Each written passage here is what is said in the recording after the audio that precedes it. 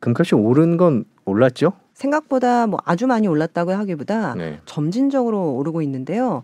이 점진적으로 오르고 있는 게 굉장히 안정적으로 오르고 있는 거거든요. 네. 왜냐하면 단기적으로 급등을 하면 또 차익 매물이 나오기 때문에 급등을 하면 반드시 또 급락을 하는데 네. 정말 소리 소문 없이 천천히 오르고 있는 게 굉장히 네. 좀 이 관심이 간다 이렇게 얘기하시는 분들도 있고 또 중요한 거는 그럼 누가 매입하고 있느냐도 되게 중요한데 큰 손들이 매입 방금 지적을 하셨던 것처럼 중앙은행이 매입하고 있다라는 거에 대해서 굉장히 관심을 많이 갖고 계시거든요.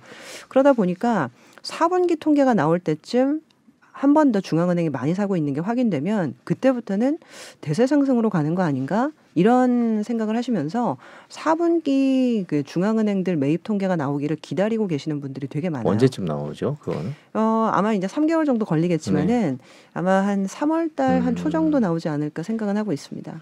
지금 저희가 그래프를 하나 했는데 뉴먼트 골드 코퍼레이션이라는 회사네요. 이게 금광 회사죠? 네, 미국은 이제 금광 회사들이 많이 상장이 되어 있는데요. 사실 이 뉴먼트 말고 이제 바리골드라고 하는 회사, 그 회사가 훨씬 더 이제 큰 회사인데요. 지금 이런 회사에 이제 투자하면 어떻겠느냐라는 질문도 많이 들어오고 있어요. 왜냐하면 아까도 이제 뭐 금에 대한 투자 방법 이런 것들도 많이 얘기하셨는데 사실 ETF나 내지는 ETN으로 투자할 수 있게 많이 상장이 되어 있기는 해요. 근데 이제 금이라는 거는 사실상 쥐고 있어도 뭐 배당을 준다거나 내지는 뭔가 이자를 준다거나 이런 건 아니거든요. 근데 이제 금광업체들은 기본적으로 기업이기 때문에 금값이 오르면 일단은 이 회사들의 영업이익이 좋아지겠구나라고 해서 가격도 오르지만 이 회사들은 또 배당도 하거든요. 많이 주지는 않지만 한 2% 언저리 정도 주는 걸로 알고 있습니다. 그러다 보니까 금이 오르면은 사실은 금을 직접적으로 사는 방법이나 ETF를 사는 방법도 있지만은 이런 금광 업체들을 매입해 보면 어떨까 이렇게 해서 문의가 많이 들어오시더라고요. 이 금 가격은 계속 오를까요? 세계 은행들이 금을 매입한다 그러면 아무래도 수요가 있으니까 가격이 오르지 않을까 이런 생각을 하기 쉬운데 실제로 세계 중앙은행들이 금을 매입하고 있다는 관련 기사들도 조금 있더라고요. 보니까 파이낸셜 타임스가 55년 만에 가장 많은 금을 세계 금융기관이 매입하고 있다 이런 내용도 있고요. 또 우리나라 국제금융센터에서도 자료를 냈어요. 최근 중앙은행들의 금 매입 배경 및 평가 이런 보고서가 나올 정도인데 세계 중앙은행들이 금을 매입하고 있는 건 왜 그런 건가요? 일단은 세계 중앙은행이 다 매입하는 건 아니고 사실 주로 보니까 이머징 국가들이 굉장히 많이 사더라고요. 그래서 일단 뭐 중국, 러시아, 뭐 터키, 뭐 내지는 우즈베키스탄, 뭐 카타르 이런 나라들인데 그 이유가 있다 하더라고요. 어떤 이유냐면은 지금까지 대체적으로 외환 보유고라는 것들을 이제 결제를 하거나 내지는 이제 외환이 모자라면 큰일 나니까 대체적으로 이제 무역 관계에서 벌게 되면 다 달러로 보유를 하거든요. 근데 이제 달러로 사실은 결제를 하기 때문에 통상적으로 달러를 보유를 했는데 러우 전쟁이 이번에 터지면서 뭘 봤냐면 러시아가 외환 보유고가 2천억이 넘었었습니다. 근데 이제 전쟁이 터지고 나서 미국이 이 자금을 동결을 하면서 러시아에 금융 제재를 내리잖아요. 그러면서 러시아의 2천억 달러에 달하는 외환 보유고가 한꺼번에 동결이 돼 버렸습니다. 쓸 수가 없는 돈이 됐거든요. 그러면서 말이 동결이지 사실상은 뺏긴 거라고 생각하는 거예요. 그래서 신흥국들이 많이 충격을 받았다 하더라고요. 물론 러시아가 잘못은 했지만 일거에 미국의 마음이 한번 바뀐 거 하나만으로 그냥 2천억 달러를 몰수당한 거잖아요. 그러면 나중에 우리가 어떤 일이 일어날지 모르겠지만 만약에 우리나라에도 이런 일이 있게 되면 그러면 미국과 유럽의 마음이 바뀐 거 하나로 그냥 우리가 그냥 눈 뜨고 그냥 뺏겨야 되는 건가? 굉장히 공포스러웠던 어떤 좀 전환점이 있었다 하더라고요. 그래서 그렇다고 한다면 달러도 보유는 하지만 달러 이외의 외환 보유고를 쌓는 작업을 시작해야 되겠다라는 전환점이 작년 하반기부터 좀 있었고 그러다 보니까 이제 유로화나 내지는 위안화를 사는 방법도 있지만 금을 다시 사보자 이런 생각들을 하는 중앙은행이 굉장히 많아진 게 아닌가라고 풀이를 하고 있습니다. 그래서 결과적으로는 이 러우 전쟁이 이 금에 대한 보유의 필요성을 한번 다시 부각시키는 계기가 된 게 아니냐라고 분석을 하고 있더라고요. 그런 이제 전쟁 같은 그런 냉전, 전쟁 이런 것들로 인해서 그런 상황이 생겼다면 예전에도 그런 일들이 있지 않았을까라는 생각이 드는데요. 네, 그러니까 1960년대랑 70년대 얘기를 굉장히 좀 많이 하시더라고요. 사실 60년대에는요, 그 전쟁이라는 상황보다는 약간 좀 특수 상황들이 있었는데 아시겠지만은 미국의 달러와 내지는 금을 정확하게 35달러로 매칭을 하는 브레튼 우즈 체제라는 게 있었습니다. 근데 이제 그 당시에 사실은 미국 같은 경우가 결과적으로는 이제 이 금값 상승을 사실은 억누르려고 하다가 70년대에 폭등을 하게 되는 상황들이 한번 나오게 되는데 한번 좀 배경을 아시기 위해서 설명을 한번 드릴게요. 1960년대에 미국은 이제 린든 존슨 대통령이 그레이트 소사이어티라고 해서 복지국가를 만들어야 된다라고 해서 상당한 양의 이제 재정 지출을 하고 있었던 단계였거든요. 근데 중요한 거는 그 당시 1960년대 후반이 베트남 전쟁도 있었습니다. 그때 이제 전비로 굉장히 이제 많은 돈을 찍어내야 됐던 거죠. 그러다 보니까 실질적으로 미국이 굉장히 많은 이제 금이 필요해지는 어떤 그런 상황이었는데 그 당시 미국이 어떻게 보면 이 달러와 이제 금의 금태환을 유지하기 위해서 이 금의 보유를 유지를 해야 된다 보니까 이 유럽 국가들한테 도움을 청한 거죠. 금값이 계속 올라가니까 문제가 되니 당신들이 이 금풀제라는 것들을 도입을 해서 같이 금을 안정화시키는 체제를 하나 만들어 보자. 그래가지고 미국이 50%의 지분을 대고요. 다른 나라들이 10%, 3%씩 지분을 대서 하나의 어떤 공동 기금 같은 것들을 만들게 됩니다. 그래서 이제 금이 너무 올라가게 되면 거기에서 산 금을 매각을 해서 금값을 안정화시켰었거든요.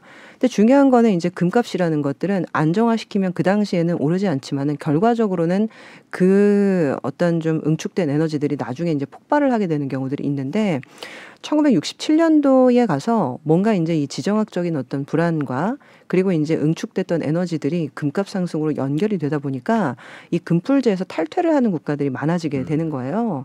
그러면서 결과적으로는 달러가 이 재정도 적자, 무역도 적자니까 약세로 갔었어야 되는데 그 이제 압력들을 금풀제로 막고 있었다 보니까 결과적으로는 이제 금풀제에 탈퇴를 하는 국가들이 많아지면서 결국에는 71년도에 이제 금태환을 정지한다라고까지 이제 얘기를 한 거죠.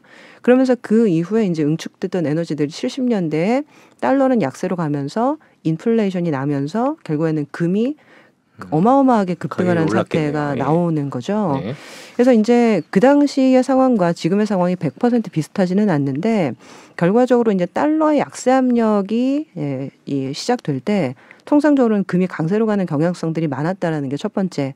그리고 두 번째는 지정학적인 불안과 그리고 이제 인플레이션이라는 것들이 지금 약이 될 때 또 금이 올랐다라는 어떤 역사적인 어떤 경험칙. 그래서 지금이랑 비슷한 부분이 좀 많은 거 아니야? 라는 얘기들도 꽤 나오고 있거든요. 그래서 이제 금에 대한 어떤 투자를 지정학적인 불안 상황을 해칭하는 수단으로서 생각을 하시는 분들도 상당히 좀 많고 그래서 이제 올해 금 투자는 어떻습니까? 라고 문의하시는 분들도 좀 많아지는 추세입니다. 네, 그거를 여쭤보겠습니다. 그 개인 투자자들 금 투자 생각하시거든요. 아까 처음에 이제 금광회사 ETF 뭐 이런 투자에 관해서 질문이 들어온다라고 얘기를 하시는데요. 저희 뉴스에서 보통 보도를 하면 댓글에 어떤 댓글들이 달리냐면 금이 세금이 얼마나 많은데 뭐 금 투자하는 방법이 어떻게 되나요? 뭐 이런 예를 들면 금 투자에 대해서는 뭐 삼성전자 주식 사듯이 그렇게 한 가지 방법이 아니라 여러 가지 방법들이 있기 때문에 고민도 하시는 것 같고 또 금을 샀는데 이미 너무 많이 오른 거 아니야라는 생각도 많이 하시는 그런 식의 댓글들이 많거든요. 금 투자에 대해서 어떻게 생각하세요? 그런 댓글들을 좀 염두에 두고 답을 해주신다면요. 그러니까 여러 가지 방법이 있어요. 진짜 정말 세금을 내고 정말 금괴 같은 거를 사시는 방법도 있을 수 있고요. 근데 그 세금이 많으니까 한참 올라야 본전이 되는 거죠. 그렇죠. 그리고 아까도 잠깐 지적을 드렸지만은 금이라는 거는 배당이나 이자가 나오는 것도 없고 제가 이걸 갖고 있다고 해서 누가 알아주는 사람도 없습니다. 그냥 자기 만족이거든요. 나중에 사실 오르면 좋은 건데 안 오를 수도 있고 그러다 보니까 실질적으로 이제 ETF나 ETN으로 가격이 오를 때 그 차익을 수취하기 위해서 매매를 하시는 방법도 있지만은 사실상 그냥 기업을 사시는 방법이 제일 좀 편안할 수는 있을 것 같아요. 그 골드 관련해서 이제 금광을 갖고 있는 업체들이 이제 바네크에서 나온 골드 마이너 ETF라고 있더라고요. 티커가 아마 GDX였던 것 같은데 미국 증시에 상장이 네, 있죠? 맞습니다. 사실 우리나라에는 대체적으로 이제 금 현물과 선물에 투자하는 이제 ETF와 ETN이 있는데 이것들은 이제 금 가격을 추종하는 형태이기 때문에 금 광업체를 기업을 사는 형태는 아니거든요. 근데 미국 같은 경우에는 제가 말씀드렸던 ETF 이외에도 금광업체에다가 투자를 하는 내지는 금과 은 업체에 대해 투자하는 이런 이제 마이닝 업체를 투자하는 ETF들이 상당히 좀 많이 나와 있거든요. 근데 이제 이런 기업들의 장점은 아까 잠깐 말씀을 드렸던 것처럼 일단 기업이기 때문에 배당을 한다. 그리고 금 가격이 올랐을 때는 같이 상승할 수 있다. 그리고 아까도 차트 잠깐 띄워드렸지만은 현재 생각보다 오른 게 없습니다. 금 가격이 최근 많이 떨어졌었기 때문에 오히려 이 기업의 어떤 가치가 급락을 해서 지금 현재 생각보다 오른 게 없거든요. 그래서 이제 이런 금광업체를 차라리 사는 게 어떤가? 그리고 금광업체를 산다라는 것들은 달러 투자의 성격도 갖고 있기 때문에 여러 가지 그 니즈들을 같이 만족시킬 수 있는 투자 기능을 하게 되는 거죠. 원자재 투자라는 게 변동성이 금도 이제 원자재이기 때문에 그 광물 이런 것들 투자는 변동성이 너무 커서 금이 주는 안전적인 이미지와는 다르게 조금 불안한 감도 있는 것 같아요. 분명히 그렇습니다. 근데 이제 이 광산이라는 것들 중에서 구리라든가 내지는 은이라든가 이런 것들은 산업용 금속이기 때문에 통상적으로는 경기 사이클에 많이 연동을 받거든요. 그래서 이제 다른 어떤 광산업체를 투자하실 때는 경기 사이클을 반드시 보시고 투자를 해야 되거든요. 근데 금이라는 거는 사실은 산업용 수요보다는 장식용 수요, 그리고 이제 아까 말씀드렸던 중앙은행들의 이제 외환 보유고에 대한 비축용 수요, 그러니까 이런 것들은 경기를 좀 덜 타는 수요들이거든요. 그래서 다른 하여튼 광물보다는 상대적으로는 좀 더 안정성을 좀 띠고 있는 것이 금인 것 같다. 말씀을 한번 드려봅니다. 네. 금 얘기를 하고 있는데 아까 그 중앙은행들 여러 나라를 얘기해 주셨는데 러시아가 매입한다는 건 뭐 이해가 됩니다. 2천억 달러가 묶였었으니까 그렇게 많이 매입한다는 건 이해하는데 카타르 얘기를 해주셨어요. 중동 국가들이 그렇게 중동 국가들의 중앙은행들이 그렇게 금을 매입하는 특별한 이유가 있을까요? 저도 사실은 뭐 이유가 보도가 되거나 그런 적은 없기 때문에 잘은 모르지만 다들 추측을 하기로는 예전에는 원유 결제는 무조건 달러만 해야 된다라는 어떻게 페트로달러라는 룰 자체가 있었거든요. 근데 최근 이제 미국과 지금 이 중동 사우디 간의 외교 관계가 생각보다 좀 원만하게 가고 있지 않다 이런 얘기들을 많이 하시잖아요. 그래서 이 페트로달러가 좀 바뀔 수 있는 거 아니냐. 그래서 이제 페트로 위안이다 이런 얘기도 나오고 있는데 그러다 보니까 이 원유를 판매한 대금을 달러로만 보유하는 것이 과연 맞느냐 이런 얘기가 좀 나오고 있는 것 같아요. 그래서 이 중동 국가들도 일부 실제 카타르가 금을 샀다라고 이제 3분기에 리포팅이 나왔더라고요. 그런 것들을 보면 이제 중동 국가들도 지금 외환 보유고를 좀 다변화하고 있는 조짐이 있는 거 아니냐 생각해 볼 수 있을 것 같습니다.